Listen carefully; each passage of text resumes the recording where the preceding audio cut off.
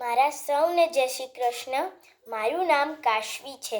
મેં આજે તમને આવો કહું એક કહાની કહી રહી છું. મણિપુર નામનું એક ગામ છે.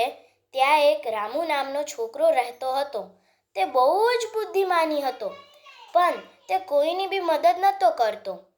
એ દર વખતે રિઝલ્ટમાં પહેલો નંબર જ લાવતો. એક દિવસ એના મિત્રો સુહાને, જેને ગણિત નથી આવડતી, તો એને રામુથી કીધું, રામુ રામુ મને ગણિત નથી આવડતી, તું મને શીખવાડીશ? તો રામુ તો બહુ જ ઈગો કરે, એમ કે ના, મેં તને નહીં શીખવાડું, નકર તું બી મારી જેમ આગળ આવી જઈશ, પછી તો મેં પાછળ રહી જઈશ. તો પછી સુહાનને બહુ જ દુઃખ લાગ્યું. પછી એ ચૂપચાપ ત્યાંથી વહી ગયો. પછી બીજા દિવસે એનો બીજો મિત્ર રુચિત આવ્યો, અને જેને ગણિત અને નિબંધ નહોતો આવડતો. તો રામુને કીધું, રામુ મને ગણિત અને નિબંધ નહીં આવડતો, તું મને શીખવાડીશ? તો મેં તમને કીધું તું કે રામુ બહુ જ ઈગોવાળો છે. તો એને પાછું એ જ કીધું કે ના ના, મેં તો નહીં શીખવાડું તને, અને મારી બુક બી નહીં આપું, નકર તું બી મારી જેમ પાછો આગળ નીકળી જાય. તો પાછું રુચિતને બી બહુ જ ગંદુ લાગ્યું, અને ચૂપચાપ વહી ગયો. એમ કરતાં કરતાં એના ફ્રેન્ડ્સ ઓછા થવા માંડ્યા. પછી એક દિવસ એ વિદ્યાલયથી ઘરે જતો હતો, ત્યારે એને નીચે એક પેકેટ મળ્યું. એ આજુબાજુ એને જોયું, પણ કોઈ ન એને દેખાડ્યું, એટલે એને પેકેટ ઉઠાવી લીધું અને એને ખોલ્યું.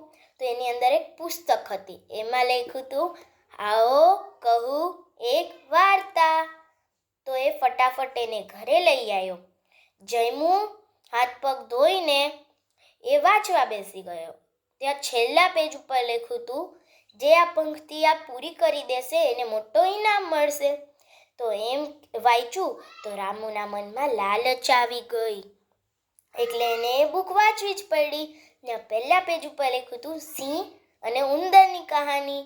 તો જેવું એને વાંચવાનું ચાલુ કર્યું, એને આંખમાં જાદુઈ ચશ્મા આવી ગયા, ને એનું ઘર જ નહોતું, ત્યાં જંગલ હતું, અને બાજુમાં સિંહ અને ઉંદર હતા.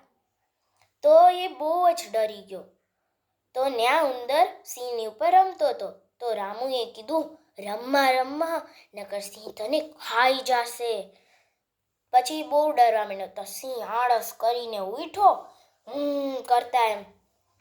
તો પછી રામુ બહુ જ ડરી ગયો. તો હવે ભાગવા માંડ્યો. તો સિંહે કીધું કે ભાગમાં, મેં તને કાંઈ નહીં કરું, મેં બહુ ગંદો નહીં, મેં આ જંગલનો રાજા છું, મેં તને નહીં મારું, અને આ ઉંદર મારો દોસ્ત છે, મેં એની મદદ કરી હતી, એટલે એને બી મારી મદદ કરી. પછી રામુને થોડીક શાંતિ મળી. તો સિંહે એમ કીધું, તારું નામ શું છે? તો રામુએ કીધું, મારું નામ રામુ છે એમ. તો પછી સિંહે કીધું, તું બી તારા મિત્રોની મદદ કરતો હશે ને? તો પછી રામુ વિચારમાં પડી ગયો. પછી થોડીક વાર વિચારવામાં જ એ જાદુઈ ચશ્મા ગાયબ થઈ ગયા, અને એનું પાછું ઘર આવી ગયું. એ ડરતા ડરતા જમ્યો અને સૂઈ ગયો. એને આખી રાત જ ઊંઘ ના આવી. એ જ આવતું હતું, એ જંગલ હતું, અને સિંહે જે બધું પૂછ્યું હતું એ. પછી બીજા દિવસે જ્યારે વિદ્યાલય ગયો, ત્યારે એના મિત્રો સુહાન હતો, એને ગણિત શીખવાડી, અને એનો મિત્ર રુચિતને ગણિત અને નિબંધ શીખવાડ્યો. પછી એમ કરતાં કરતાં બધા પાછા ફ્રેન્ડ્સ બની ગયા. અને આમાં એ શીખવા મળે છે, આપણે ક્યારે બી ઈગો નહીં કરવાનું, અને બધાને હેલ્પ કરવાની. Thank you.